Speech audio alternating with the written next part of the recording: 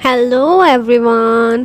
Episode 19 इस तरह से स्टार्ट होती है कि रात को फायर रेस्क्यू स्टेशन में सारे बॉयज जब सफाई कर रहे थे तो वहाँ पर उन्हें बेचारी कुछ स्ट्रे कैट्स नजर आती हैं। वो उनको बहुत प्यार से उठा लेते हैं और खाना खिलाने की कोशिश करने लगते हैं। यहाँ पर डॉक्टर शूजिन भी उनके साथ थी। एक कैट थी जो खाना खा ही नहीं रही थी। वो सारे परेशान हो जाते हैं कि कहीं ये बीमार तो नहीं, इसे डॉक्टर को चेक करना चाहिए। ऑल्दो वो वेटरनरी डॉक्टर नहीं थी, लेकिन फिर भी वो उनको बता देती है कि ये बिल्कुल ठीक ठाक है, सिर्फ तुम लोगों से डरी हुई है इसलिए खाना नहीं खा रही।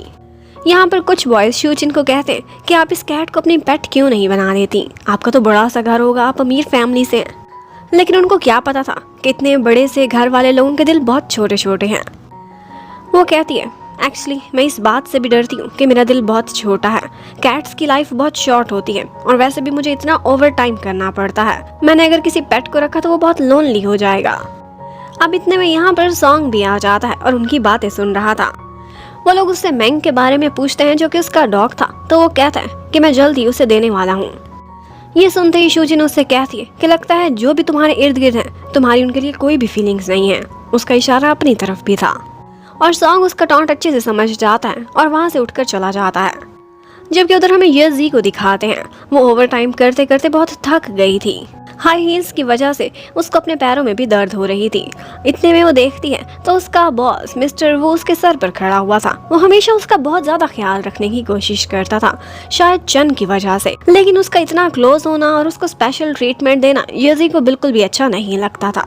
उधर चन को पता चलता है कि बार बार आर्ट गैलरी का ऑनर उसके सेक्रेटरी को कॉल कर रहा है, उसके साथ एक डिनर पर मिलना चाहता है, एक दफा तो उससे अपनी मीटिंग फिक्स कराना चाहता है। चन को वो अपनी इन हरकतों की वजह से बहुत एनोइंग लग रहा था।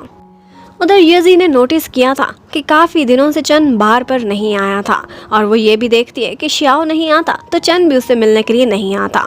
एक्चुअली श्याओ के बार के अलावा और भी बहुत सारे बिजनेस थे और वो बार में कम कम ही आया करता था। अब चन नेक्स्ट डे हॉस्पिटल में जाता है शूजिन को खाना डिलीवर करने के लिए, लेकिन उसे पता चलता है कि वो तो जॉइंट रेस्क्यू टीम ज्वाइन कर चुकी है और वो रेस्क्यू स्टेशन में ही रहती है। और फिर हमें फायर स्टेशन का सीन दिखाते हैं जहां पर डॉक्टर शूजिन बहुत मजे से जियांग के पास आती है कुछ रिपोर्ट सबमिट कराने के लिए। सॉन्ग ने अपने लिए चाय का एक कप बना कर रखा था जो वो मजे से पीने लग जाती है। सॉन्ग उससे वो कप वापस ले लेता है और उसको नया कप दे देता है। एक्चुअली वो ये सब इंटेंशनली कर रहा था क्योंकि वो उसी कप से पीना चाहता था जिससे शूजिन ने पिया था और ये बात जियांग अच्छे से नोटिस कर लेता है और उनको बहुत छेड़ता है। यहाँ पर जियांग कहता है कि आजकल मैं होम सिक हो रहा हूँ, फैमिली से मिलना चाहता हूँ और सारे बॉयज की भी यही विश है। लेकिन सॉन्ग का कहना था कि आगे ऑटम सीजन आ रहा है, इन दिनों जंगल में अक्सर आग लग जाती है और हमें छुट्टी नहीं मिल सकती। यहाँ पर शूजिन एक आइडिया देती है और कहती है कि वो लोग यहाँ नहीं आ सकते, हम लोग वहाँ नहीं जा सकते, लेकिन बॉयज़ को एक सरप्राइज तो मिल सकता है। और फिर फाइनली बॉयज़ के लिए एक सरप्राइज रेडी था। जब नेक्स्ट डे वो खाना खाने के लिए आते तो हर किसी की मनपसंद डिश उसके टेबल पर पड़ी हुई थी और मज़े की बात है वो लोग नोटिस करते कि ये डिश बिल्कुल वैसी थी जैसे उनके परिवार के लोग बनाया करते थे। और फिर जियांग अनाउंस करता है कि हर किसी के घर से स्पेशल डिलीवरी आई है, उनकी फेवरेट फूड जो उन्हीं के ही प्यारों ने बनाई है। और सिर्फ इतना ही नहीं था, उसके बाद वो बड़ी स्क्रीन पर उनके घर वालों के मैसेजेस भी उनको डिलीवर करते हैं। अब हर किसी की आंखों में आंसू आ गए थे। वो ना सिर्फ अपने घर का खाना टेस्ट कर रहे थे बल्कि इसके साथ साथ उन्होंने जितने प्यार से वो खाना बनाया था वो लोग ये भी देख सकते थे। यहाँ पर सभी लोग बहुत ज़्यादा इमोशनल हो जाते हैं और टची भी। डॉक्टर शू का ये आइडिया बहुत फैंटास्टिक था और सॉन्ग उसके इस आइडिया की तारीफ भी करता है।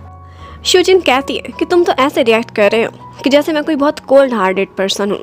लेकिन आगे से सॉन्ग का कहना था कि जब तुम स्कूल में थी मैं तभी से अच्छे से पहचान सकता था कि तुम कभी भी कोल्ड हार्टेड नहीं थी बल्कि एक वार्म हार्टेड पर्सन थी। शूजिन को उसकी ये बात अपने लिए बहुत स्पेशल फील होती है। और फिर उसके बाद हमें दिखाते हैं कि फायर स्टेशन में अलार्म बजने लगता है। एक जगह पर उन लोगों ने रेस्क्यू मिशन के लिए जाना था। एक आदमी था जो कि अपने अपार्टमेंट में ट्रैप हो गया था, उसके ऊपर फर्नीचर गिर गया था और उसी ने ही रेस्क्यू टीम को कॉल की थी। यहाँ पर जब रेस्क्यू टीम पहुँचती है उसे बचाने के लिए तो उन्हें उसका दरवाजा तोड़ना पड़ता है। जबकि उसी समय बिल्डिंग के नीचे दिखाते हैं कि उसी आदमी को लेकर बहुत सारी कंप्लेंट्स आ रही थी। वो अपने घर में वाइल्ड एनिमल्स को रखता था, जबकि अगर किसी के पास कैट या डॉग देखता था तो उससे डर जाता था। एक बाजू वाली आंटी तो कहती है कि वो मुझे एक साइकोपैथ लगता है, कौन अपने घर में इस तरह के एनिमल्स को पालता है। यहाँ पर सॉन्ग उनको अच्छे से रियलाइज कराता है कि हर किसी की हॉबीज डिफरेंट होती है और साथ साथ ये भी याद दिला देता है कि वो भी इस वक्त लॉ तोड़ रही हैं क्योंकि अपने डॉग को उन्होंने कोई लीश नहीं डाला हुआ। उन चालाक सी बैड टेम्पर्ड आंटी को जिस तरह से सॉन्ग ने हैंडल किया था, तो मेडिकल स्टाफ ये देखकर काफ़ी इम्प्रेस होता है। जबकि उधर रेस्क्यू मिशन वाली टीम अपना मिशन कंप्लीट कर चुकी थी और उन्होंने उस आदमी को सेफली बचा लिया था और वो उसके पेट को भी उसके रूम में एंटर कर देते हैं। लेकिन यहाँ पर उस आदमी की सिचुएशन कुछ ठीक नहीं लग रही थी, तो वो फौरन से डॉक्टर शू को इमरजेंसी में ऊपर बुलाते हैं चेकअप करने के लिए। डॉक्टर शू हर तरह से उसका चेकअप करती है। उसे हाई ब्लड प्रेशर के अलावा वैसे तो कोई इशू नहीं रहता था, लेकिन आज उसने मेडिसिन भी ली थी, फिर भी उसकी हालत कंट्रोल में नहीं थी। शू समझ जाती है कि इसे कौन सी बीमारी हो सकती है। वो फौरन से कहती है कि आप अभी के अभी हॉस्पिटल चलें और एक चेकअप कराएं, आपकी हालत क्रिटिकल हो रही है। लेकिन वो जाने के लिए बिल्कुल भी रेडी नहीं था, बल्कि वो सारे स्टाफ को बाहर निकाल कर खुद को लॉक कर लेता है और कहता है कि अगर किसी ने मुझ पर जोर जबरदस्ती की तो मैं तुम लोगों की कंप्लेंट कर दूंगा। यहाँ पर डॉक्टर शू अपनी जिम्मेदारी लेती है और सॉन्ग और ची को ऑर्डर करती है कि दरवाजा तोड़ दो, इस पेशेंट को इसी वक्त जबरदस्ती हॉस्पिटल लेकर जाना होगा। और वाकई वो ठीक कहती थी, वो पेशेंट तो अंदर बेहोश पड़ा था। अब वो लोग जैसे ही हॉस्पिटल पहुंचते हैं तो उसकी फैमिली ने वहां पर शोर मचाया हुआ था। वो कहते हैं कि हमारा भाई तो कभी बीमार नहीं हुआ, तो कौन सी बड़ी बीमारी का ये लोग ढोंग रचा रहे हैं। लगता है कि कोई इनएक्सपीरियंस्ड और इंटर्नी डॉक्टर वहां गई थी, और अगर उसे कोई बीमारी ना रही और आप लोगों ने घर के दरवाजे भी तोड़े हैं, हम आप लोगों की कंप्लेंट करेंगे। यहाँ पर सॉन्ग आगे बढ़ता है और पहली दफा वो मीडिया का सामना करता है सिर्फ और सिर्फ शूचिन को डिफेंड करने के लिए। वो उस रिपोर्टर को डांट कर कहता है कि क्या तुम डॉक्टर हो या रिपोर्टर, बीमारी का फैसला डॉक्टर ही करेंगे, और अगर तुम लोगों ने इस वक्त डिले कराई तो कौन जिम्मेदारी लेगा। ये सुनकर हर कोई खामोश हो जाता है। अब उनके चले जाने के बाद ऑफिसर ली सॉन्ग से कहती है कि मैं देख सकती हूँ तुम कितना प्यार में आगे बढ़ चुके हो, तुम तो कभी मीडिया के सामने नहीं आते थे और अब खुलेआम उसे डिफेंड करते फिर रहे हो। लेकिन वो ये भी कहती है, वैसे तुमने इस वक्त जो भी किया बिल्कुल ठीक किया, मुझे लगता है शू ने सोच समझ कर फैसला लिया होगा। वेल अब फाइनली जब टेस्ट के रिजल्ट आ जाते हैं तो चीफ सर्जन को डॉक्टर शू की तारीफ करना पड़ती है, क्योंकि उसने बहुत एक्यूरेटली उसकी बीमारी को डायग्नोज किया था, और अगर उसकी सर्जरी अभी टाइम पर ना की जाती तो वो पेशेंट कोमा में जा सकता था। और अब जब शू बिल्कुल सही साबित हो गई थी तो सारी फैमिली जो थोड़ी देर पहले उससे लड़ रही थी अब उसका थैंक्स कर रही होती है, और इसके साथ साथ वो सॉन्ग की तारीफ करते हैं और उसका भी बहुत सारा थैंक्स करते हैं, साथ में माफ़ी भी मांगते हैं। जबकि चीफ सर्जन आज शू को अपने पास बुलाते हैं और कहते हैं कि रेस्क्यू स्टेशन में अपनी ट्रेनिंग जल्दी से जल्दी ख़त्म करो, क्योंकि मुझे लगता है कि तुम्हारा टैलेंट वहाँ पर वेस्ट हो रहा है। यहाँ पर बहुत से ऐसे एक्सपीरियंसेस हैं जो तुम हासिल कर सकती हो, इसलिए जल्दी से जल्दी हॉस्पिटल वापस आने की तैयारी में लगो। जबकि आज फायर स्टेशन में एक दफ़ा सॉन्ग शू को रोकता है और उसे एक गिफ्ट देता है। ये गिफ्ट बहुत ही क्यूट सा था, उसमें 2 फिश थी, और वो कहता है कि तुम्हें इनको फीड करने के लिए कोई टेंशन लेने की ज़रूरत नहीं, बेशक तुम ओवर टाइम करती रहो, इनका अपना इकोसिस्टम है, ये अपनी लाइफ चला लेंगी, और वैसे भी तुम्हारे मिजाज पर और कोई पेट नहीं बल्कि फ़िश ही सूट करती है। अब शूचिन कहती है, ठीक है फिर याद रखना, मैं भी तुम्हारे मिजाज के अकॉर्डिंग तुम्हें कोई गिफ्ट दूंगी बहुत जल्दी। और फिर इसके साथ ही सॉन्ग को स्कूल की यादें आने लगती हैं, जब पहली दफ़ा उसने शूचिन का रास्ता रोका था, उसे अपना फ्रेंड बनने को कहा था और उससे ये भी बोला था कि तुम इतनी अच्छी स्टूडेंट हो, शायद तुम्हारी कंपनी में रहकर मैं भी एक अच्छा स्टूडेंट बन जाऊँ। और ये वो पहला मोमेंट था जब शूचिन को सॉन्ग के लिए फीलिंग्स डेवलप हो गई थी। यही मोमेंट याद करते हुए आज उसके फेस पर स्माइल आ जाती है। और फिर डॉक्टर शूचिन ने बदला उतारने में ज़्यादा देर नहीं लगाई थी।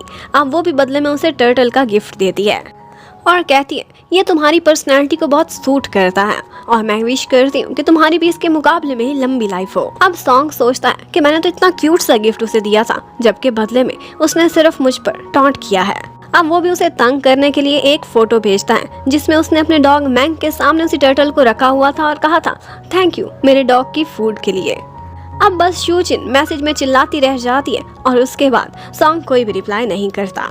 आज चन शू को कॉल करता है और उससे कहता है, मैं तुम्हारे फायर स्टेशन आऊँगा और तुम्हें अपने साथ ग्रोसरी शॉपिंग पर ले जाऊँगा, क्योंकि मुझे पता है तुम्हारी लाइफ बड़ी टफ हुई है आजकल। जबकि उसी टाइम पर हमें दिखाते हैं कि इत्तेफाक से मिस्टर सॉन्ग और यंगची वो भी ग्रोसरी शॉपिंग पर जाने के लिए रेडी खड़े हुए थे। अब ये लोग उसी स्टोर में जाते हैं जहाँ पर चन और शू भी पहुँचे हुए थे। वहाँ पर चन बातों बातों में शू से कहता है कि मैंने तो सोचा था तुम अपनी लाइफ को थोड़ा इजी बनाओगी, लेकिन तुमने हॉस्पिटल से भी ज्यादा टफ लाइफ को चूज किया है। मैं नहीं चाहता कि तुम थक जाओ, मैं चाहता हूँ तुम खुश और कंफर्टेबल लाइफ गुजारो। लेकिन शूजिन का कहना था कि मैं कोई छोटी बच्ची नहीं, बल्कि मुझे अपनी लाइफ बहुत पसंद है और मैं सारे फैसले खुद ही करूंगी। और फिर इसी के साथ ही चन का आमना सामना सॉन्ग से हो जाता है। चन और सॉन्ग की बड़ी पुरानी दुश्मनी थी। वो जितना एक दूसरे को नहीं देखना चाहते थे उतना ही उनका आमना सामना होता रहता था। और यहीं पर ये पार्ट खत्म होता है। Thank you for watching. Stay connected. Bye bye.